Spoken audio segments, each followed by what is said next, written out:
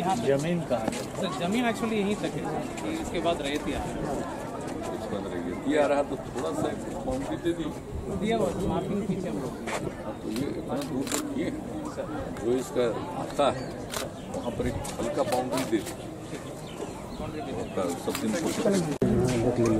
हम किसी का हम देख लेंगे, आप चिंता मत करिए, हम देख लेंगे। बाहर थोड़ा ज़्यादा बड़ा है, जो मिट्टी निकला था उसी में स्लोप बना था। चलिए नहीं हम लोग से आगे 3 नंबर का यहाँ पर नजर बीच में चैम्बर क्लोज हो गया और ये जो 4x4 फीट का यही सुनाएगा इसी का जो पाइप बाहर दिया गया उसमें वहाँ पर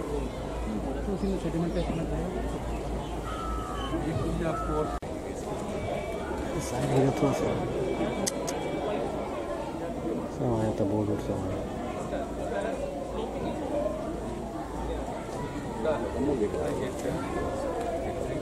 स्क्वायर